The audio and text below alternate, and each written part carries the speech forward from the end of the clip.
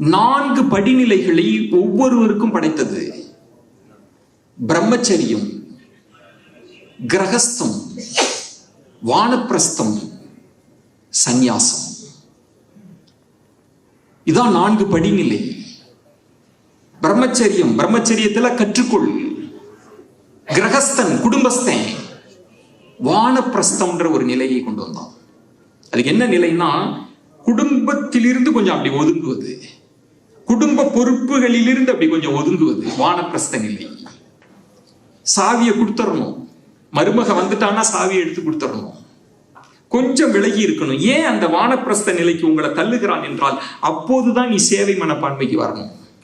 இல்லாட்டி வர முடியாது. உன் குடும்பம் குடும்பம் குடும்பம். இன்னமும் பாருங்க சார், நான் ஒரு ஹாஸ்பிட்டல்ல இருக்கிறேன் சார், ஒருத்தர் அவருக்கு பெரிய சர்ஜரி, அவர் பதட்டத்திலேயே இருக்கிறாரு.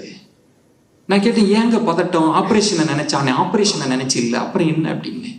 ஏதோ ஒரு பெரிய ஸ்கூலாம், எல்கேஜியில் அவங்க பேரப்பையன் என்ட்ரன்ஸ் எழுத போறான், கிடைக்குமா கிடைக்காதான்னு எனக்கு ஒரே பதட்டமா இருக்கு. ஐயோ, நீ ஏன் பதட்டமா இருக்கு? அதை அவன் பார்த்துக்குவாங்க. கடைசி வரைக்கும், சாகர கடைசி நொடி வரைக்கும் என் குடும்பம், என் பேரப்புள்ள, இப்படியே வாழ்க்கையை வாழ்வது இருக்குல்ல, உங்களால சேவைக்கு வர முடியாது. அடுத்து சொல்றான் சந்நியாசம்ன்றான். சந்நியாச நிலை எதற்காக சொல்கிறான் என்றால், பரதேசம் போறதல்ல.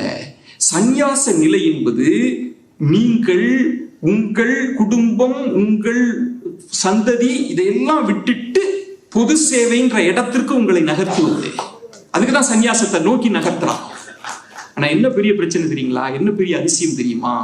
நீங்கள், நம் பெருமைக்காக சொல்லல, கிரகஸ்த நிலையிலிருந்தே நீங்கள் சேவையாற்றி கொண்டிருக்கிறீர்கள். அதுதான் பெரிய விஷயம்.